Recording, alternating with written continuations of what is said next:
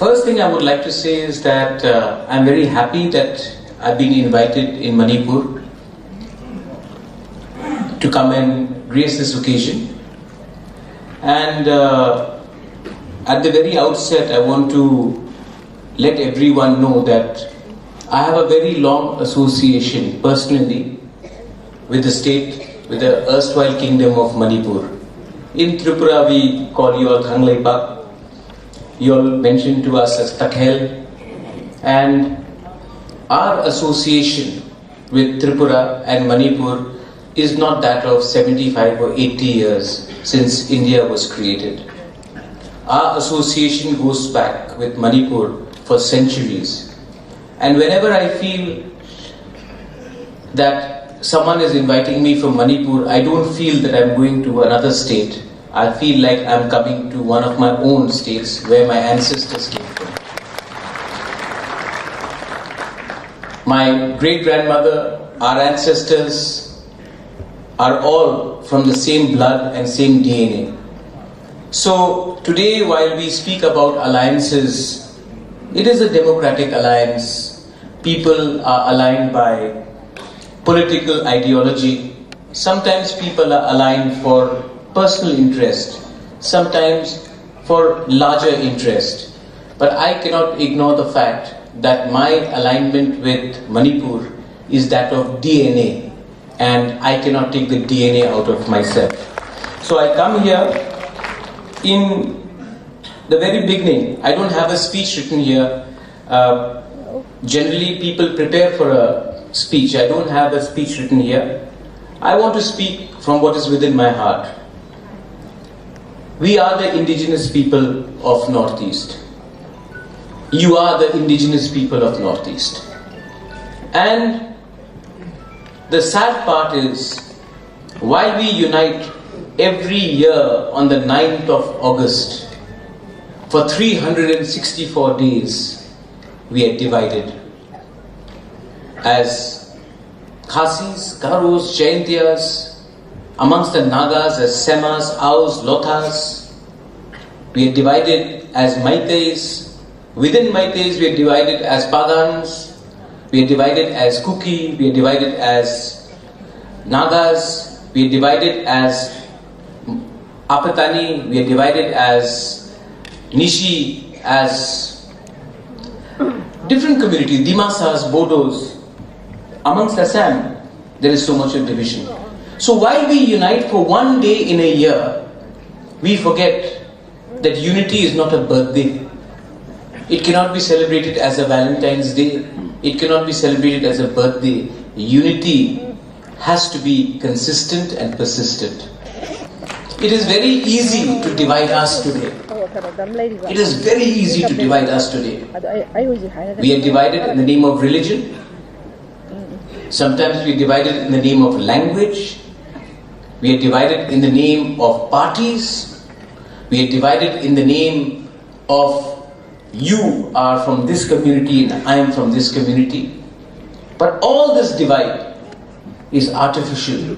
Because when the indigenous people of Northeast, whether it is my friend Dipen from here, whether it is my Arunachali friend, whether it is my Naga brother or sister, whether it is my Khasi, when they go to Delhi, when they go to Bangalore, when you go to Hyderabad, do they know who you are?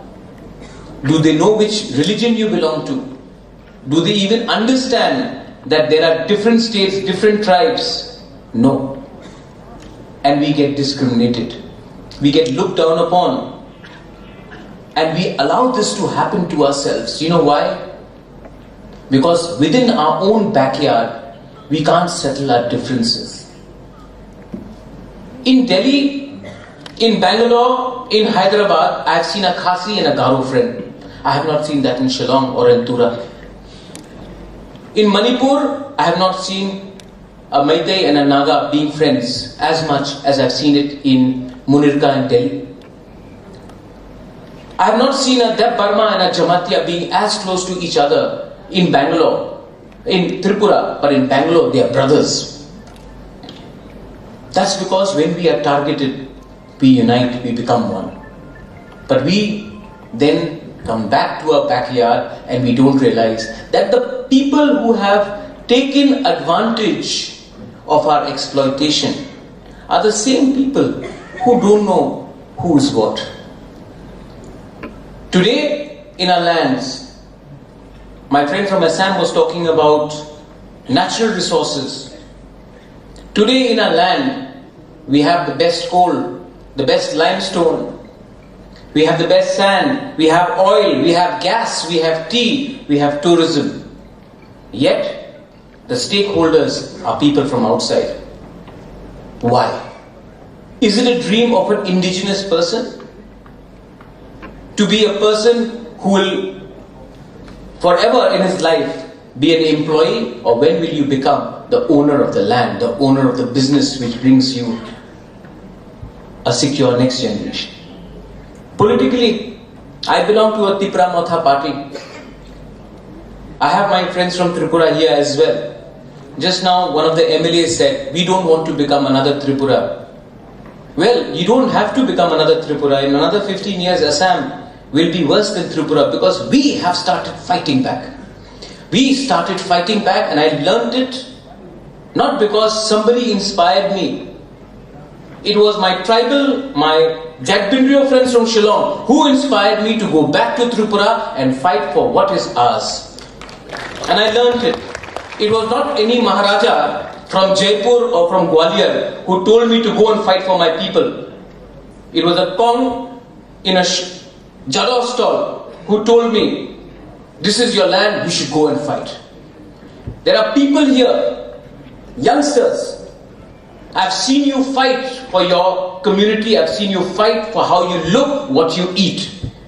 And that inspired me. My inspiration comes from the village, from you all people. It does not come from top. My power comes from my people, and from the top comes somebody else's power.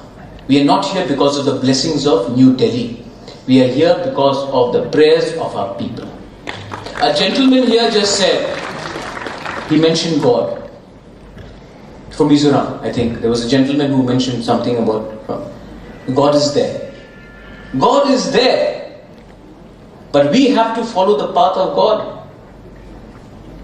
Where is our weakness that divides us today? We are greedy. We look at short-term goals. When we come to power, we stop speaking for our people. When we are out of power, we are son of the soil. But the moment we come to power, we are told to keep quiet because that is politics.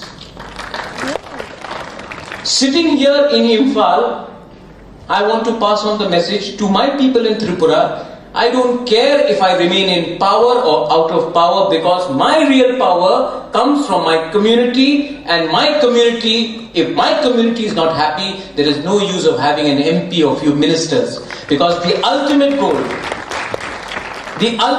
and I'm saying this about Manipur as well, is the survival of your next generation. Politicians fight for next election. Leaders fight for next generation. So please understand. What is there to fear? When I was coming to Manipur, many people called me up and said, don't come to Manipur, not right now. But why will I not come and meet my friends in Manipur? People may be scared of not coming to Manipur. But if you want to show solidarity, if you want to show love, empathy, come and see Manipur for yourself. What divides us? What unites us? You know, I've said this many times in Tripura. I'm saying this time in Imphal. It is easy to divide the poor. You will never see an Ambani fighting. You will never see a Tata fighting. You will never see a Adani fighting. You will never see Marwadis fighting. You will never see Parsis fighting. Who do you see fighting? People who are poor. People who can be divided for some money. people who have to feed their children's stomach.